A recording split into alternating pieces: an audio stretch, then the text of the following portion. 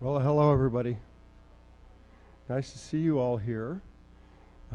It's my pleasure to welcome you to the beginning of the Critics Lecture Series, which is sponsored by the Department of Art Criticism and Writing, of which I am the chairperson, Thomas McEvely.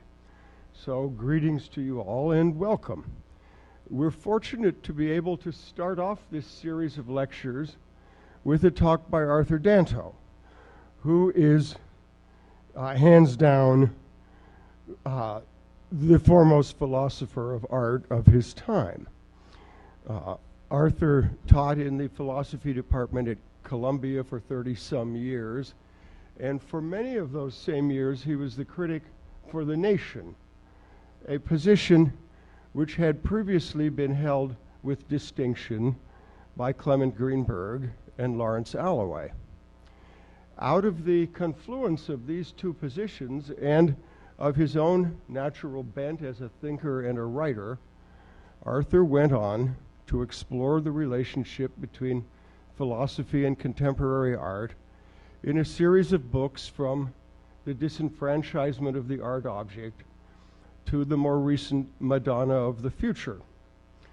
Arthur has received a variety of awards over the years for his activity as an art critic, but the recent book, The Madonna of the Future, actually received the Prix Philosophe in Paris, a essentially literary prize in philosophical writing, which honored his contribution to literature as well as thought. Arthur will speak tonight on embodied meanings as aesthetic ideas. It's my pleasure to introduce Arthur Danto.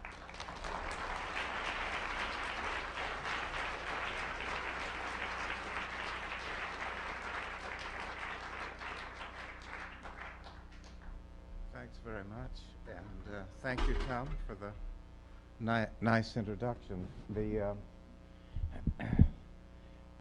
This piece was written for a French publication, actually, called Figures de l'Art, which posed a question as to what the implications for aesthetics would be of the current, I think, abiding, actually, not current, pluralistic art world in which we live. And it was a challenging subject, and I felt, in a way, obliged to write on the topic because of my deep appreciation for the response to my writings that they've received in France.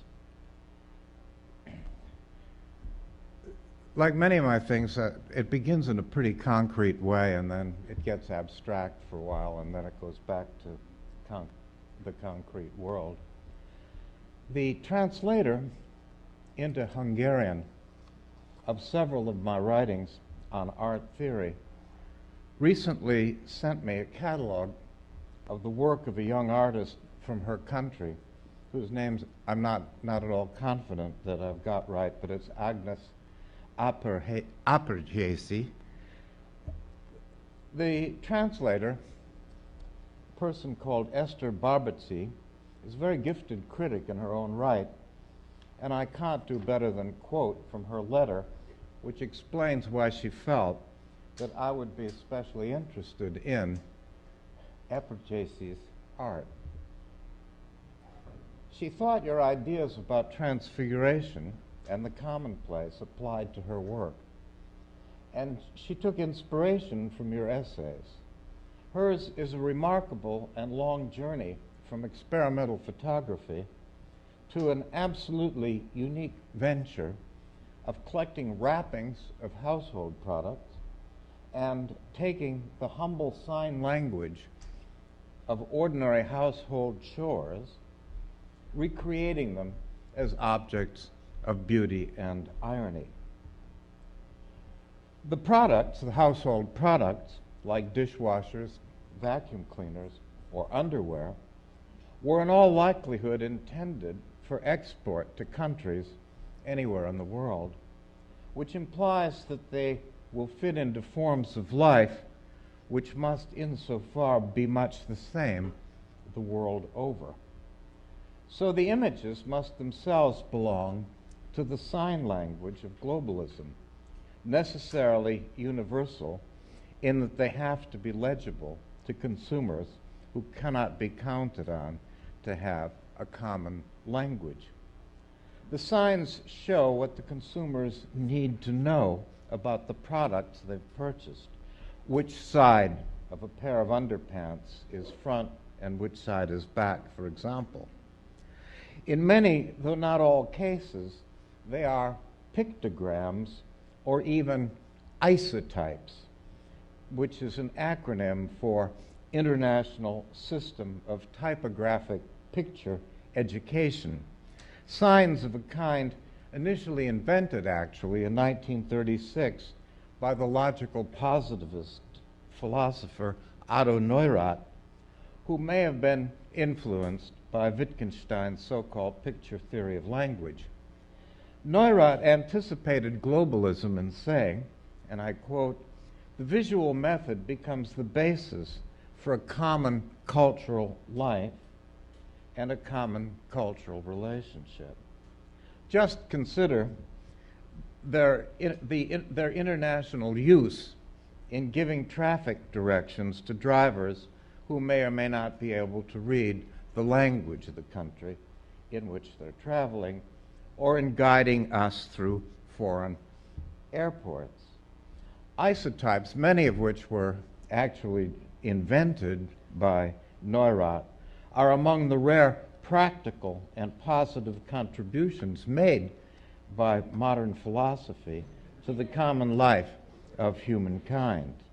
When these pictograms are recycled or transfigured into works of art, their implied universality is elevated to a portrait of the society in which the products are to be used. I would not altogether, and I'll show one or two in the course of this talk, images, I would not altogether follow Esther Barbaci in calling Eperjesi's work beautiful, and in truth I'm somewhat at a loss to describe them aesthetically at all. But I can appreciate that in transfiguring the isotype into an artwork, an interesting reversal of Walter Benjamin's famous distinction has taken place. The art of mechanical reproduction has acquired, through transfiguration, an aura, and in virtue of that, the images may acquire an aesthetic interest that heretofore lacked. At least as art, we look at them as critics and notice their aesthetic qualities such as they are. Just knowing that an object is intended as a piece of fine art may trigger the sense that it must be beautiful. Or better, I may try to explain Esther Barbaci's calling the beautiful. Or better, we use this standard term of aesthetic commendation in connection with them that we would hardly use in characterizing the pictogram on which they're based. The term beautiful may simply just be a compliment paid to art as art without really being descriptive of the art we apply it to at all. The goal of transcultural communication may mean that the features that imply ethnic differences will more or less be erased. The persons are depicted neither in her work, in isotypes generally, neither as white or black or red or yellow, leaving figures that are abstractly human, which in a way look quite modern, but looks modern itself an aesthetic characterization, or is it a stylistic one? Modernist design strove for a kind of simplification through its distaste for ornament, and this led to stylization in modernist pictography. This doesn't explain why the isotypical pictograms are stylized as they are, which comes rather from global imperatives. So looks modern is kind of a façon de parler. But in any case, the pictogram has undergone some sort of aesthetic transformation in the course of its artistic transfiguration. However, we finally describe it. Eperjesis' aesthetic enhancement of workaday images is as distinctive, I think, as Andy Warhol's transformation of Polaroids into portraits. As to Esther Barbachy's description of the work as ironic, that's true. But it's due, I think, more to Eperjesis' titles, or perhaps their captions, than to the images themselves. The covers of the New Yorker magazine have titles, the cartoons have captions. Either way, the titles or captions express the thoughts that the images alone do not. Eperjesis often selected her images with the intention of using them to convey how women in contemporary Hungary regard themselves and how they think about the housework for which the product designated by the images is intended to be used, usually by women as a matter of course. One of her images, and I'll put that on. Is it on? No.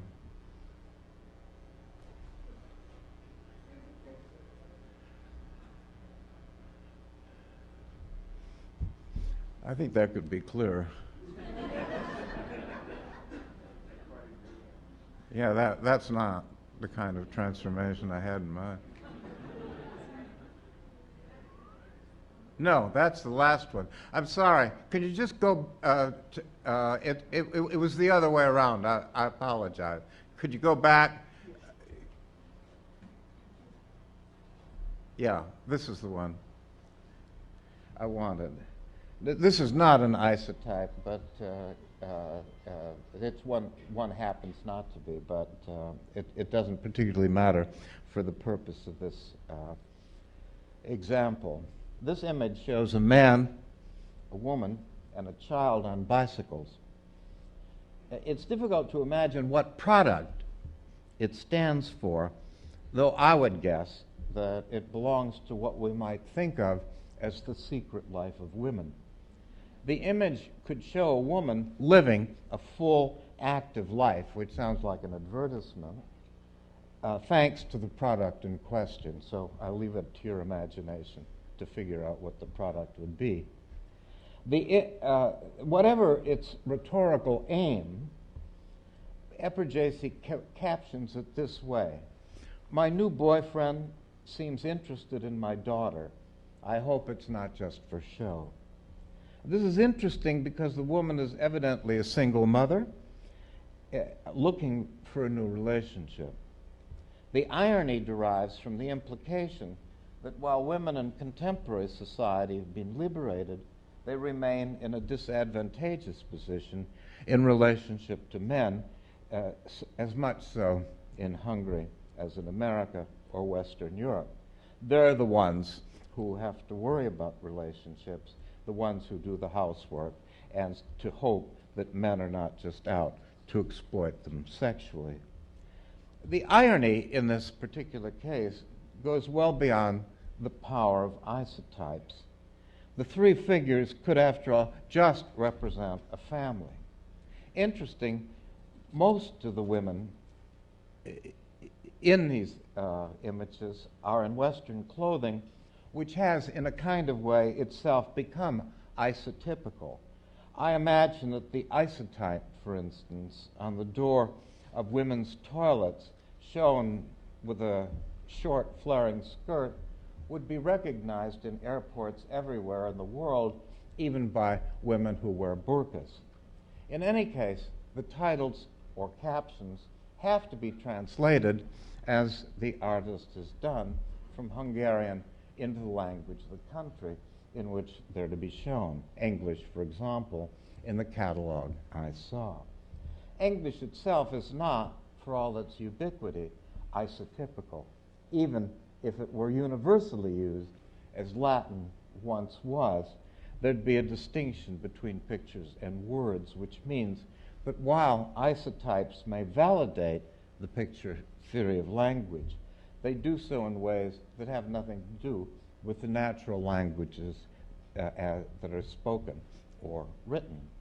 The semantics of sentences in a natural language differ from the semantics of a sentence used pictorially, as in a quotation, but even quotations have to be translated.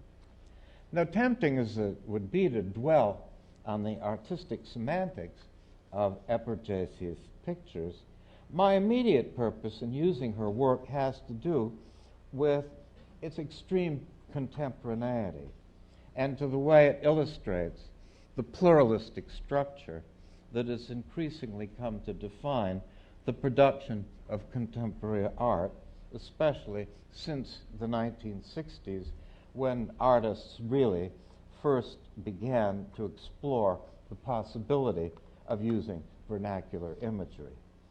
I've already touched upon the question of their indeterminate aesthetic qualities, but I want ultimately to discuss that with reference to the problems that artistic pluralism has raised for aesthetic theory, and especially for Kantian aesthetic theory, which more or less dominated discussion until the decade when pluralism became a driving force in art. Now, I understand Kantian to mean the view that artistic excellence is one with aesthetic excellence, which is understood to be a matter of pleasure and value distinct from the pleasure of sensual gratification and internally connected with an ideal of disinterested contemplation. That's pretty much Kant's view. It concerns what the classical aestheticians designated taste, and the main features of the theory are laid out in that section of Kant's Critique of Aesthetic Judgment titled The Analytic of Taste, which served as the great empowering text for aesthetic theory in modern times, and especially, at least in America, in the critical thought and practice of Clement Greenberg. Kant's initial interest was in natural beauty, which it was easy enough to relate to the visual arts if we understand them, the decorative arts apart, which were understood in terms of free beauty, that is to say, beauty without any meaning, either as accurate representations of natural beauty or else as beautified representations of natural objects that in reality fell short in some way of being beautiful. Because I guess Kant would ask what would be the point of making pictures of aesthetically repellent or deficient motifs. Greenberg had no such interest as far as I can tell, and his chief focus was on abstract painting, which could be treated in terms really of free beauty. This had the advantage for him that he could treat even representationalist art as if abstract and hence subject to formalist analysis. That's to say, he appreciated painting in terms of what we might call the aesthetics of the medium, since painterly excellence is determined by what pertains to properties essential to that medium, namely, in Greenberg's view, relationships between flat forms, irrespective of what the forms might signify. Aesthetic value is what those forms convey to visual perception, in which all concepts are put out of play. Kant himself spoke of the pleasure taken in an object independently of any concept. For Greenberg, the critic's eye alone mattered, with whatever historical knowledge he or she may possess, put for the time in brackets. The task of the artist was to eliminate from painting whatever did not address the critic's eye. The aim was the production of pure beauty for contemplative delectation. The impact of Greenberg's modernist aesthetics upon so-called art professionals in the United States is inestimable. What's astonishing is how pluralism should have emerged at all when the Greenberg-inspired professionals had all the power and all the authority in the art world, at least so far as contemporary visual art was concerned. But for reasons that demand a historical explanation I'm not capable of furnishing, the Kant-Greenberg aesthetic began to give way in the late 1950s, and I think became untenable just when Greenberg published his most considered statement in a 1960 essay called Modernist Painting. The underground imperative implied by Robert Rauschenberg in 1961 in something he wrote for the catalog for the exhibition 16 Americans at the Museum of Modern Art was to erase the boundary between art and life. Kant, instead, I suppose, would have spoken of erasing the boundary between art and reality so far as both were beautiful. Kant really didn't, for the most part in the aesthetics of taste, worry about that difference. In Rauschenberg's artistic practice, that meant disregarding the imperatives of medium altogether, giving himself license to make art out of anything: socks, bedclothes, Coke bottles, automobile tires, stuffed animals, etc., which you see in the Combine show now on view at the Metropolitan Museum. Purity of medium had become obsolete almost the moment it was declared. Aesthetics was not rendered irrelevant when modernism ended in the 1960s, but the kind of aesthetic quality presupposed by the Kant-Greenberg conception almost certainly disappeared, making room for what one may think of as a plurality of aesthetic modes. There is, for example, a Rauschenbergian aesthetic that is almost the opposite of the kind of aesthetic excellence Kant and Greenberg took for granted.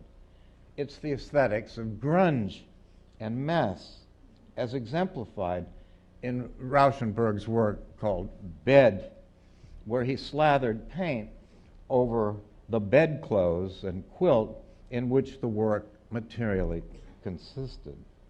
He applied paint as it was used by abstract expressionist painters to an object of domestic use in connection with which cleanliness and neatness are ordinarily mandated, as in hospital beds, army barrack beds, or bedrooms as maintained by what Matisse once described as country ants.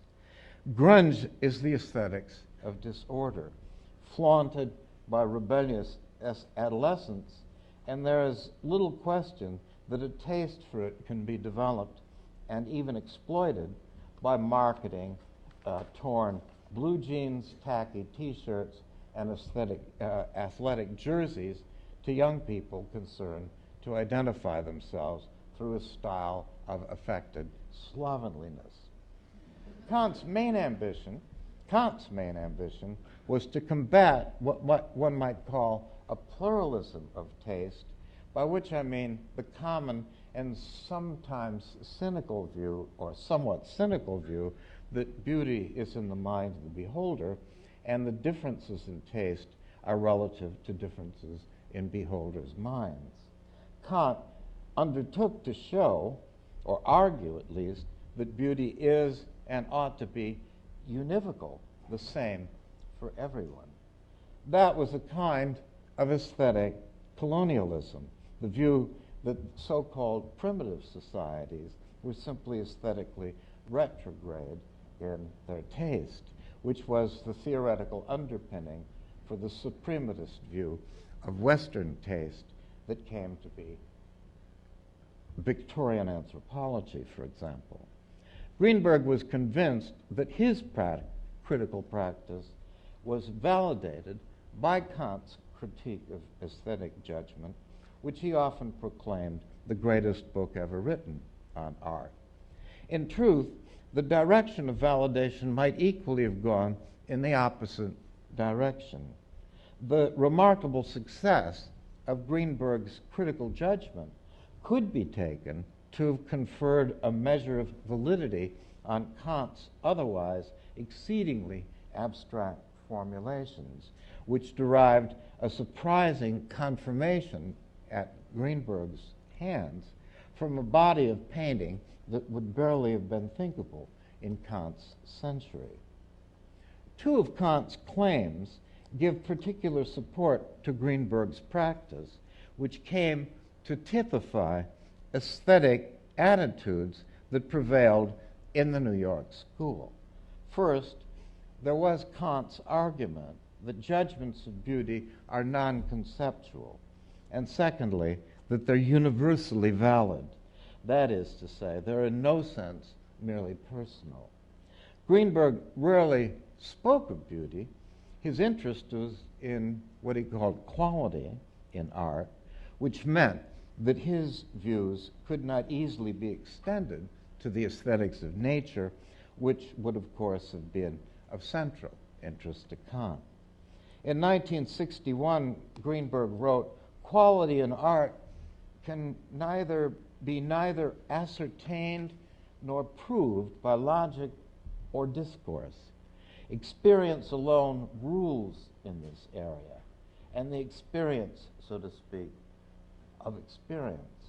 Greenberg's view here is essentially Hume's, that quality is what qualified critics agree is good. Greenberg cherished Kant for explaining how it was possible to be right or wrong in questions of aesthetic merit. He didn't think one had to know anything of the kind that art history concerns itself with in order to be right or wrong about art. Indeed, he believed that modernism had opened up the possibility of appreciating, as he says, all sorts of exotic art that we didn't appreciate 100 years ago, whether ancient Egyptian, Persian, Far Eastern, barbaric, or primitive. What makes art good, he felt, had nothing to do with historical circumstance. He once boasted that though he knew little about African art, he would almost unfailingly be able to pick out the 2 or 3 best pieces in a group. Whether they would be best by the criteria by which Africans themselves judge such matters is another,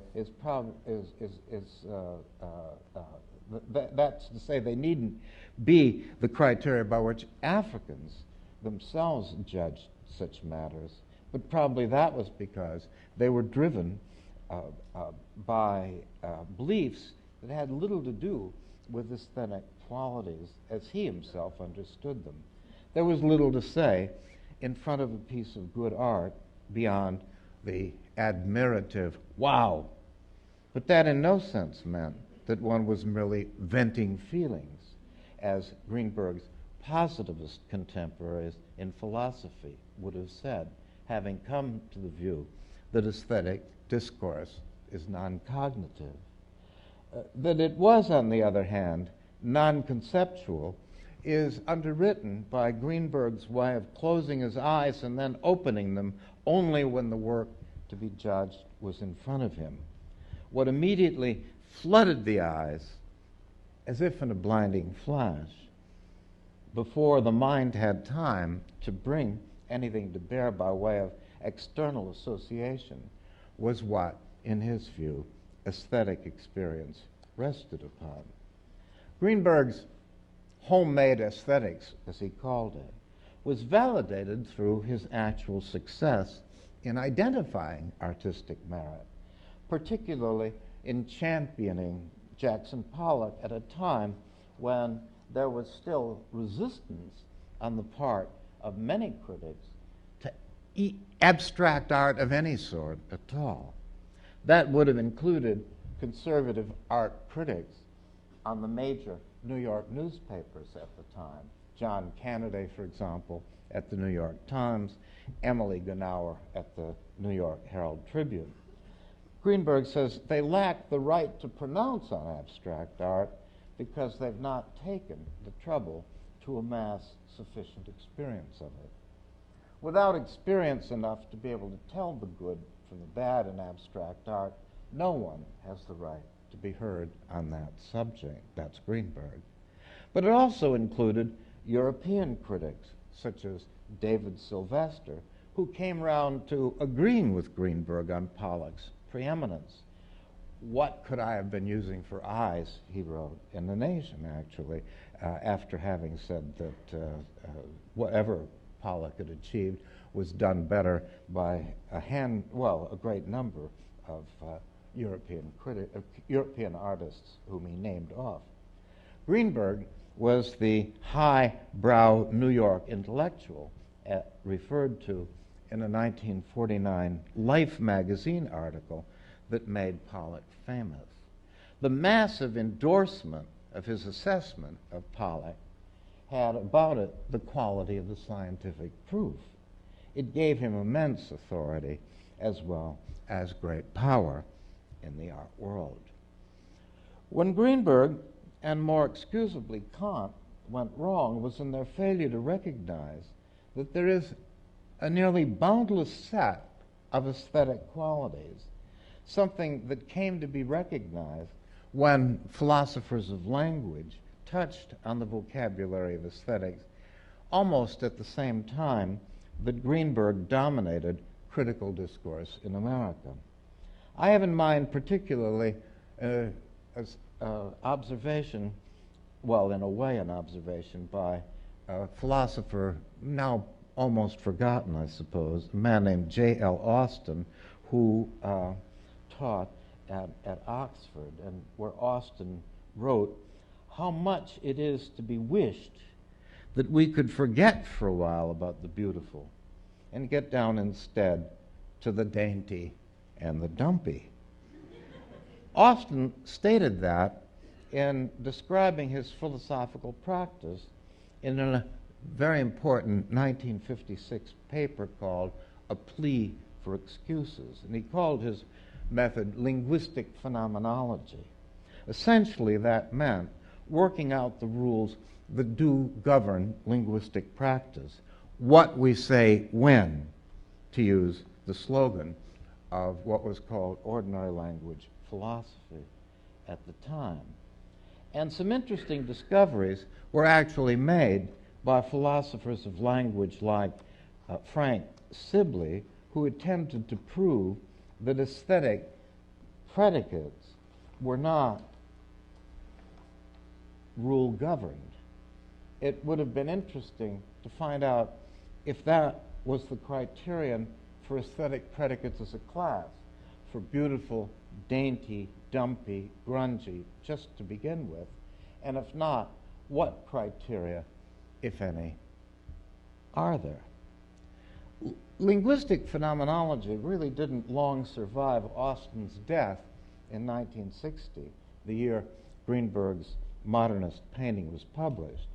But aesthetics then took a back seat in the ensuing decade in the philosophy of art, beginning, I'm obliged to say, with an essay I wrote in 1964 called The Art World, which was inspired by pop art and to a lesser degree by minimalism.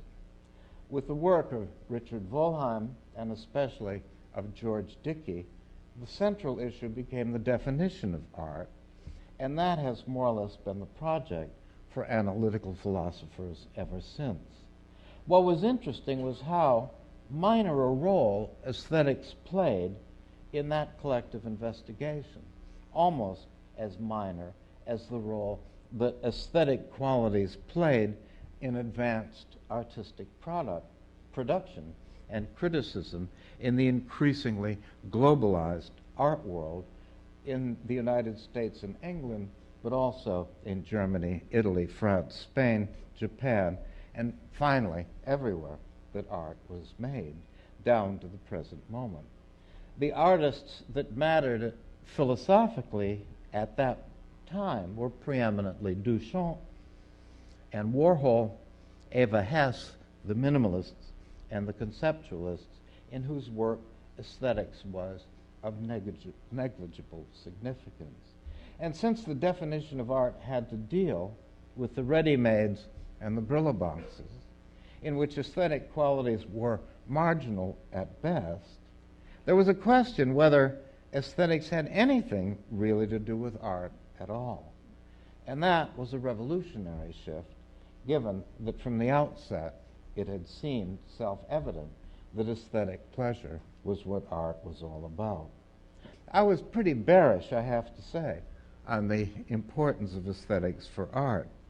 In the main work I wrote, called The Transfiguration of the Commonplace, I emerged with what I thought of as two necessary conditions for a philosophical definition of art.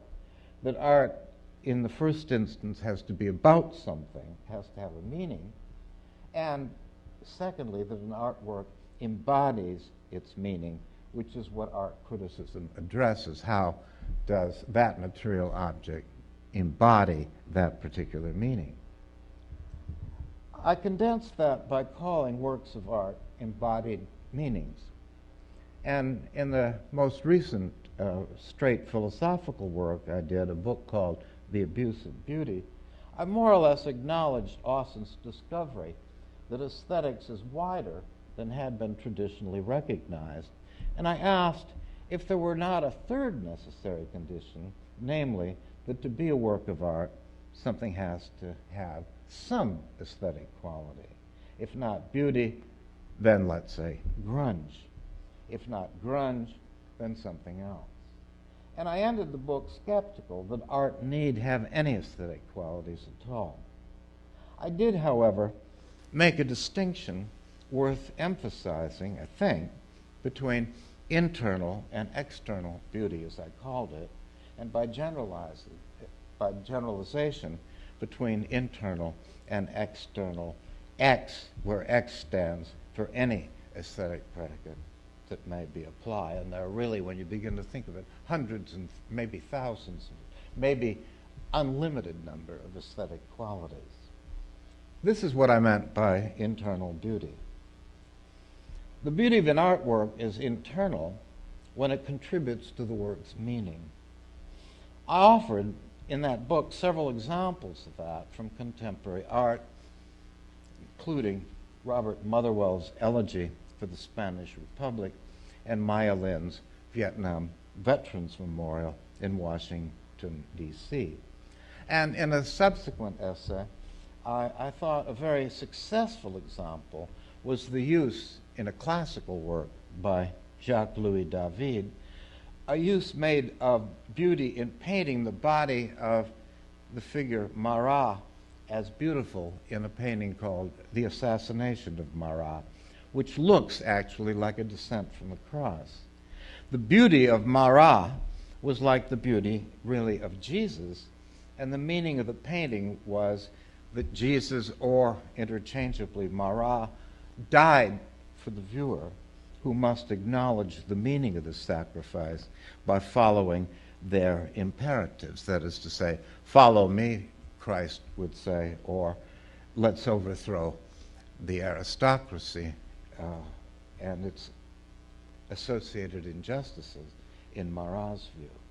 If the beauty is not internal to a work, it is, strictly speaking, meaningless, which means that it is, in Kant's terms, free beauty and mere decoration. In brief, my effort was to break away from the Kant-Greenberg aesthetics of form and instead develop an aesthetics of meaning. And it's at that point that one might recognize that the internal-external distinction applies throughout the vast domain of aesthetic qualities to which Austin and the ordinary language aestheticians drew attention in the early 1950s. Let's consider grunge once more. In certain artists, like Dieter Roth would be a good example, grunge had just the meaning that the work was deliberately anti-aesthetic, meaning anti-beautiful. When Roth first saw the 1962 exhibition of Jean Tinguely in Basel, it was a conversion experience for him. Everything, he wrote, was so rusty and broken and made so much noise. I was impressed half to death. It was simply a completely different world from my constructivism. It was something like a paradise that I'd lost. And in a sense, Roth's quest from that moment on was the recreation of a lost infantile paradise made of detritus, noises, and noxious smells. He moved from a Kantian to an anti-Kantian aesthetics, as did Duchamp when Duchamp applied as his criterion for the ready-made that they had to have the 0 degree of aesthetic interest, meaning they caused neither pleasure nor pain to the eye.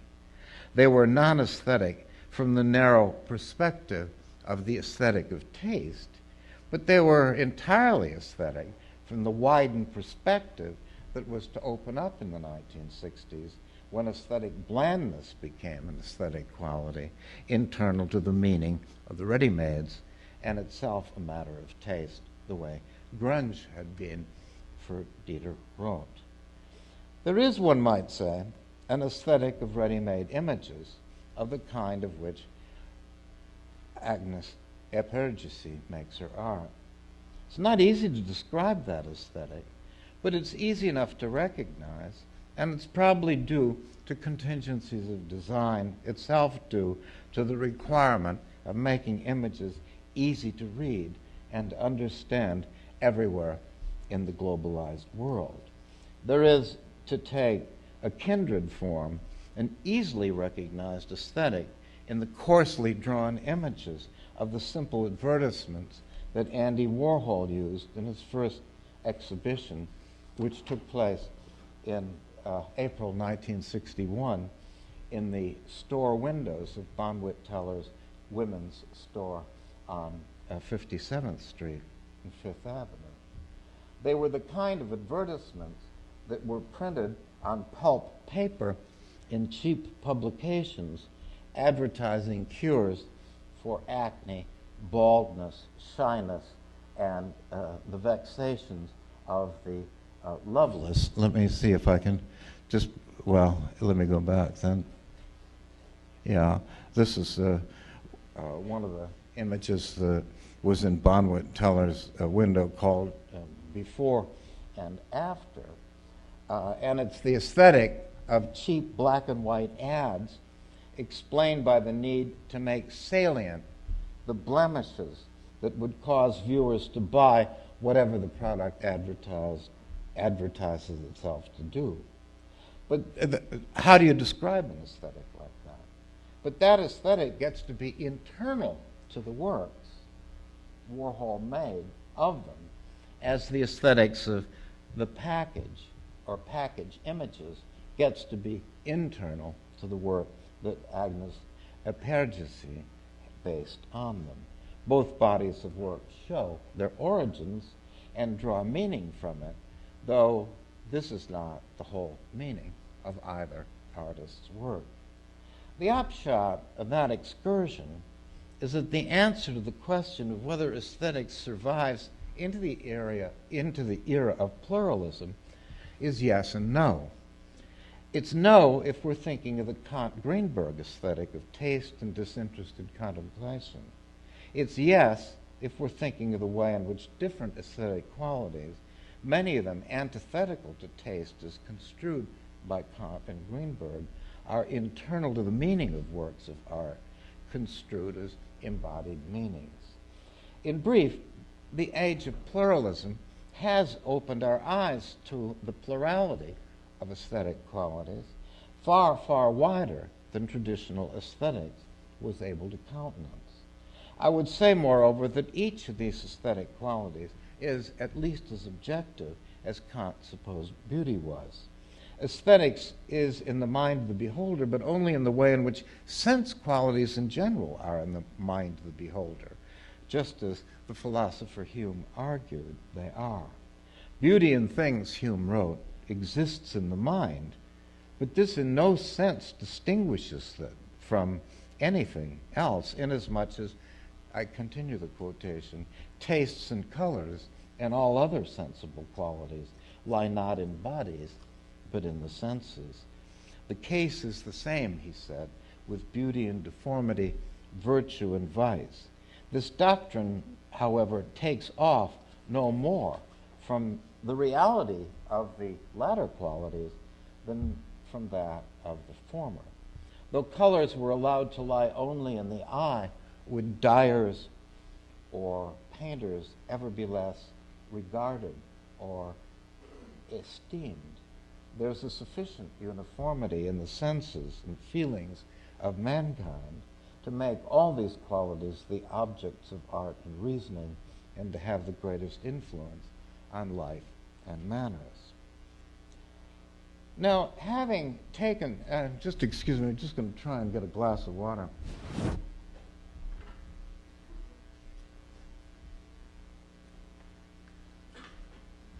Having taken the matter to this point, I have to make some amends to Kant, whose views on works of art take, actually, a very different direction in the later section of the third critique. Brilliant section 49, where he writes a section called "Of the Faculties of the Mind that Constitute Genius," where Kant introduces a concept he titles aesthetical ideas. The Kant of section 49 is not the Kant of Kantian aesthetics at all, which is based almost entirely on the notion of taste. And I owe it to Kant and to myself to show how close my views are to Kant's in this section of his book, the mere existence of which shows how Kant was registering the deep changes in Enlightenment culture that the age of Romanticism was developing from within. He certainly realized that taste alone was not the entire story when it comes to art. He writes, "We say of certain products of which we expect that they should at least in part appear as beautiful art, that they are without spirit, although we find nothing to blame in them on the score of taste." By spirit, Kant meant, and I quote again, the animating principle of the mind. And that principle, he goes on to say, is no other than the faculty of presenting an aesthetical idea. It's characteristic of Kant that he's going to seek a kind of faculty in order to account for a difference, when the difference, one might say, is really, as philosophers say, ontological. It's a distinction in being. An aesthetical idea is really, as it turns out, an idea that's been given sensory embodiment. He uses aesthetic in the way in which it was originally used as referring to what is given to sense. And what's stunning is that he stumbled onto something that is both given to sense and intellectual, cognitive, where we grasp a meaning through the senses rather than just a color or a taste or a sound. Kant gives an example of a poem by Frederick the Great. It's a French poem, which we're likely to pass over when we read that, thinking that Kant is writing as a kind of courtier here, flattering the monarch, when in fact the poem, whatever its actual merits, does something that poetry often does, mean one thing by saying another. The king speaks in the poem of finishing one's life and dying without regret through the image of a beautiful summer day ending peacefully. That's a quite commonplace use of poetry, and it's got nothing to do with genius especially, as Kant seems to feel it has. The aesthetical idea is merely one meaning given through another, as in irony or as in metaphor. We realize that the poet, in this case Kant's sovereign, is talking about the course of a day as a way of talking about the course of a life. And that's a really wonderful thought, which need have nothing to do with the beauty of the words. The poetic example comes just after two odd examples from the visual arts, which aren't much discussed at all in Kant. He gives this example. Jupiter is represented as an eagle grasping lightning bolts in its claws, and Juno, his wife, is represented as a peacock. The power of Jupiter is made vivid through the fact that lightning is not something that can ordinarily be grasped, that a being capable of holding bolts of lightning must have extraordinary power and strength. The image tells us more than Jupiter is all-powerful alone tells us. Presenting the idea of power aesthetically, that is, via an image, gives occasion to the imagination to spread itself over a number of kindred representations that arouse more thought that can be expressed in a concept determined by words. It's in regard to the expression of aesthetical ideas that Kant speaks of spirit and of the imagination as free from the guidance of rules and yet as purposive in reference to the presentment of the given concept. This was much in the air in the 1790s when Kant published his book on aesthetics. In 1792, for example, Francisco Goya composed a set of proposals for reforming the Royal Academy of San Fernando, of which he was at that time assistant director. His fundamental principle must have seemed entirely contrary to the concept of an academy, namely, there are no rules in painting. Goya wrote, no hay reglas en la pintura. And it follows in particular from that we can't base the practice of painting on the canon of Greek sculpture, for example, or on any set of paradigms. And Goya's text ends with a plea to allow the genius of the students to develop in full freedom, those are his words, without suppressing it, and to use means for turning them away from the tendency that shows them the way to this or that style of painting. Historically, Goya's text marks a shift from neoclassicism that defined his early work to the romanticism of his mature work. But it also expresses a deep truth about art. Strictly speaking, it involves or entails a deep originality and is not something that one can be taught to do.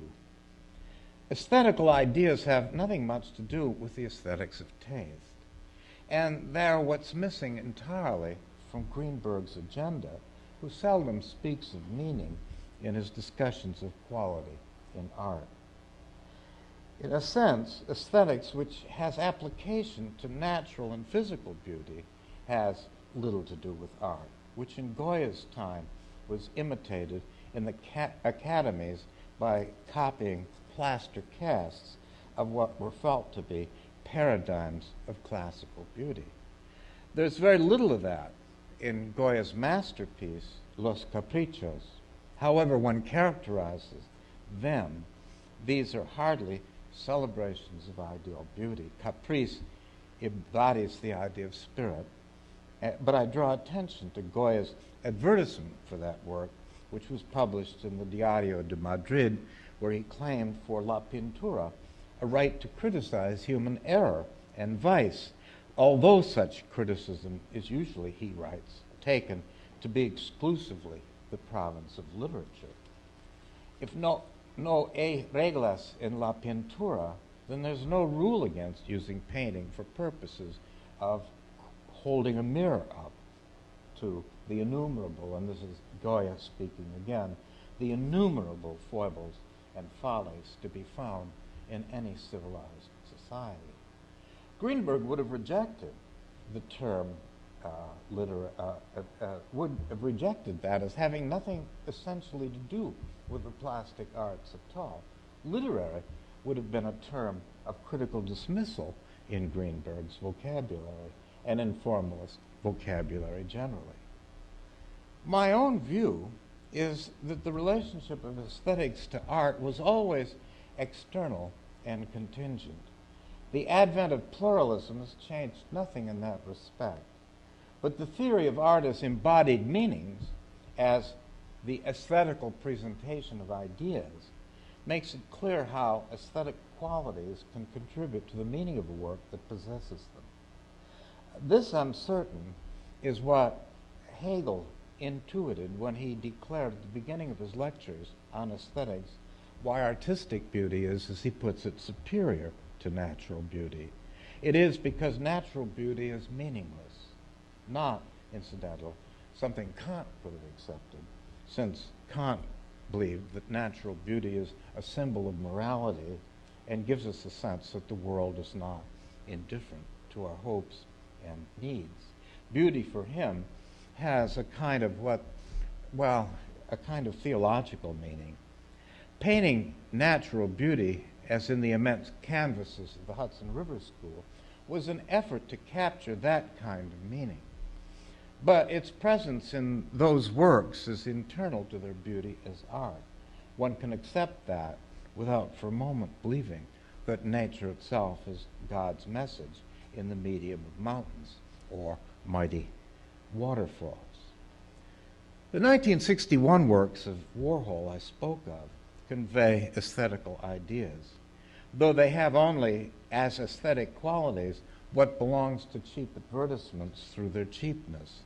They convey the small vexations of the flesh and the promise that for a mere few dollars our complexion will be clear, our hair luxuriant, that love and happiness will finally come our way, that we can have the nose of our dreams.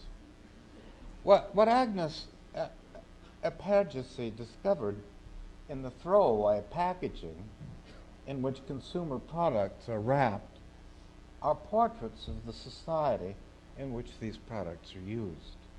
The ready-made portraits are better assisted ready-mades, as her melancholy wit makes clear. Beneath the picture, it says, beneath the picture of what looks like a bride in her veil, which may in fact be the negative of a photograph of an image of a woman with a handkerchief, she writes, this is a caption. Once in a while something gets into my eyes. Then I can let go of my feelings. An innocent, even a bland image of a woman with a hanky is turned into a psychological representation of stifled feelings and a comment on repression for the sake of appearance. Thanks very much.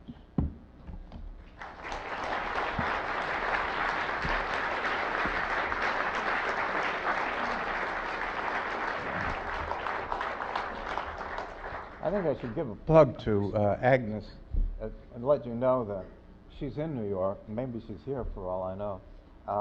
And she's having a show called Recycled Images, January 25th to March 6th at the Hungarian Cultural Center, 447 Broadway on the 5th floor. So if you're interested, you can find some other examples. Thank you very much, Arthur, for a thoughtful and a talk which I'll be thinking about for quite a while. I wonder if anyone has questions. Well, I hope. I see one back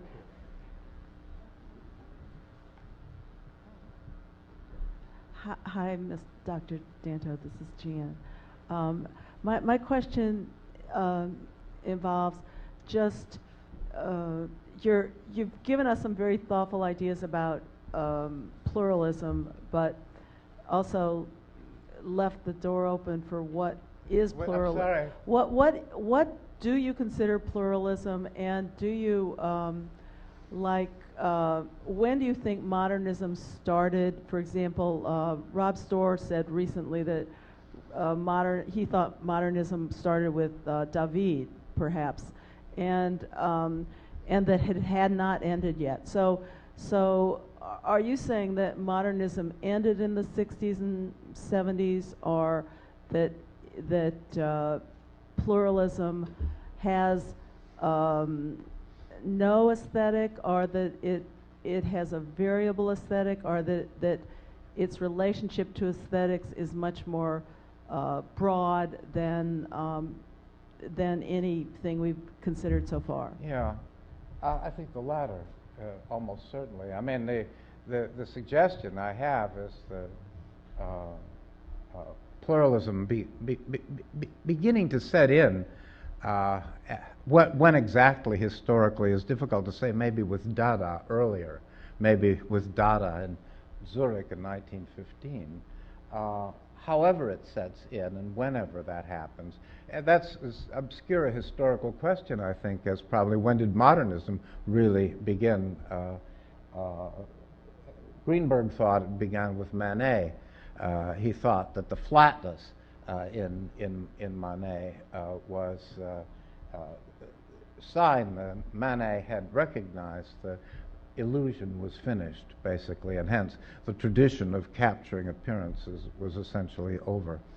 So my suggestion, at any rate, my thesis is that putting together two things, the pluralism in art, and then the discovery by the ordinary language philosophers that there is actually a pluralism in our own language of aesthetic predicates, aesthetic terms.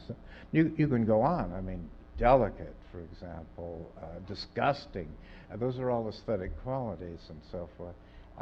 That when we recognize that, we recognize that the decision of what aesthetic to have, if any, is a matter of what meaning one tries to convey through the work, and there's no longer an imperative to necessarily give pleasure, but to give meaning, to change people's minds, to contribute a belief or an attitude to the person who views it, but not necessarily what Kant thought of as disinterested contemplation. And so I think that when, for example, use his example of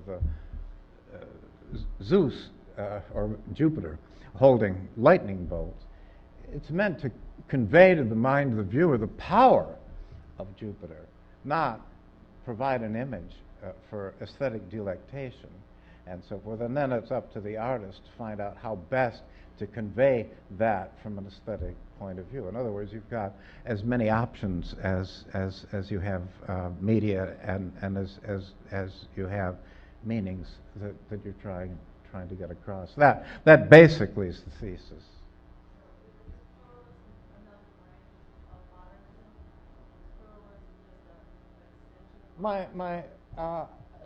The notion of of modernism that I'm using here, this is obviously, like anything of such historical importance, is subject to interminable dispute what modernism actually is. But I'm comfortable, for my purposes, with Greenberg's idea of modernism in modernist painting, as he conveys it. That is to say that I think what Greenberg wants to say is that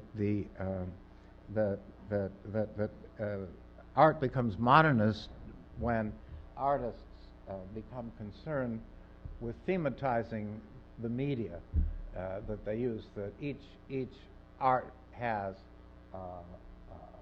different imperatives depending upon the medium, and that the imperative of painting, he felt, the essence of painting, lay in the flatness of the surface and so forth, so that anything that contributed to the illusion of depth belonged somewhere else, to sculpture, for example, not to painting.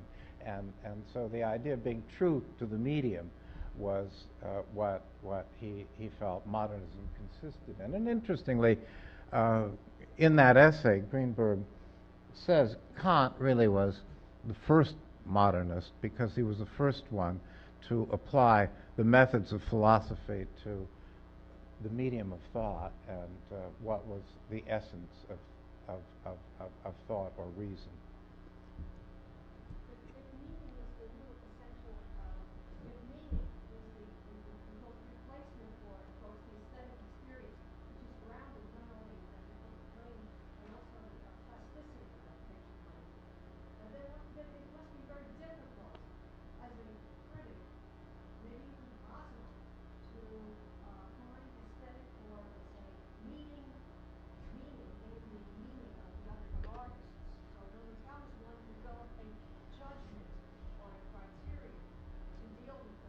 Well, I think that what you have to do is to sort of try and locate the meaning and then see how that meaning is conveyed and how, to use that notion of embodiment, how the meaning is mapped onto the physical object in which the work consists. And I think that doing that is a lot like doing science almost. That is to say, what you do is hypothetically ascribe a meaning to that object and then try and see whether that holds up to an interpretation of it. And then you could ask yourself whether it's good or bad depending upon how successful that meaning is conveyed by the work, and was it worth doing in the first place, I suppose. But I think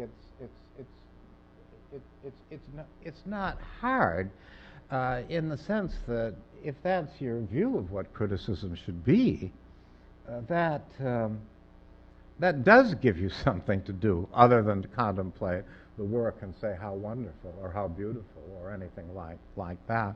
It's a more, at least in what I like to think my practice is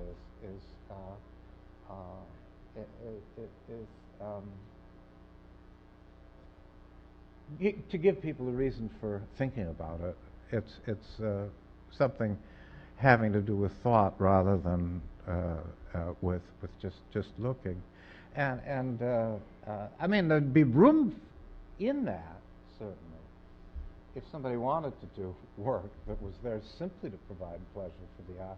If it's a pluralistic art world, it really is a pluralistic art world. But I think we need a much wider sense of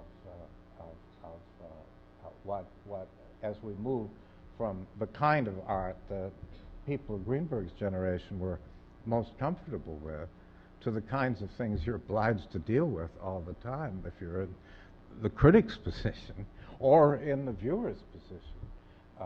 That's trying at least to work out some of the basis for a pluralistic criticism. You take the works as you find them, and then you try to deal with them as they are, and you're finding yourself having to say, well, what's it about in general, and that's the sort of thing that I have in mind. The microphone is up there.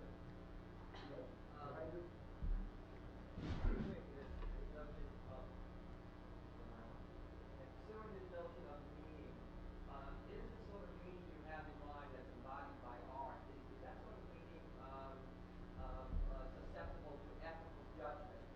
If that's the case, then is it possible to have such a thing as immoral art?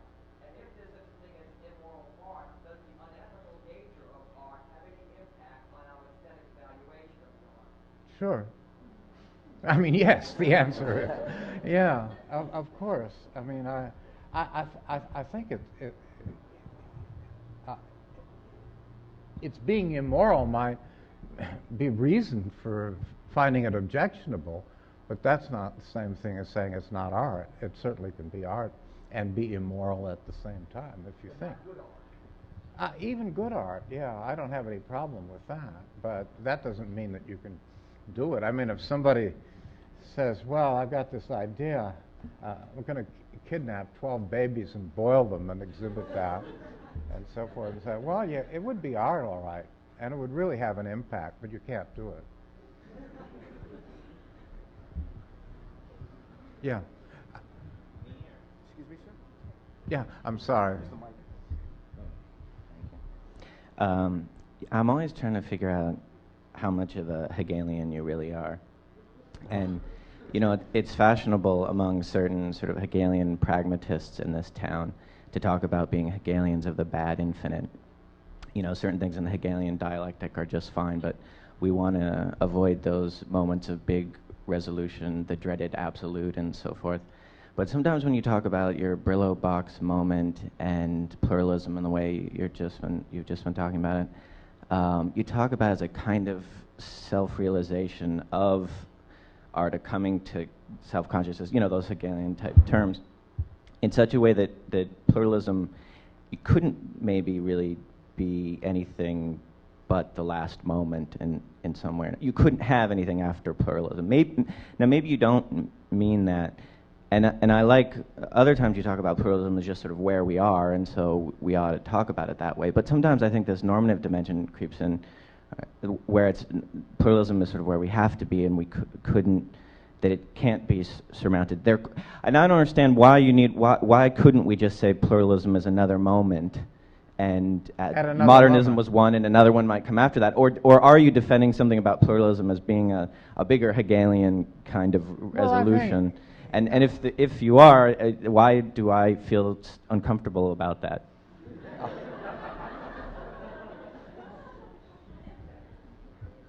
You know, this is what I would say to something like that. I mean, Hegel, I guess you would say he was a pluralist in the sense that he has a philosophy of art history in connection with which there are definite stages in which different things are artworks, and they have, and where, for example, he said there's symbolic art, and then there's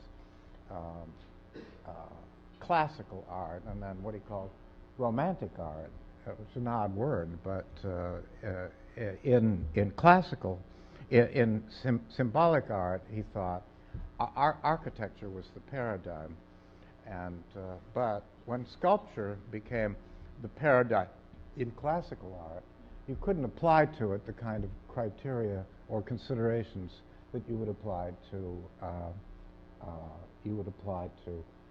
architecture. And then he thought painting was the paradigm for romantic art, and so he thought that painting, and particularly Christian painting, actually, did things that the culture or history demanded, namely to convey feelings, the interiority of what it showed, so which wouldn't happen with architecture, wouldn't happen with sculpture. So in a way, he was living in Berlin, and he could see what's now called the Old Museum rising, Schinkel's Museum rising,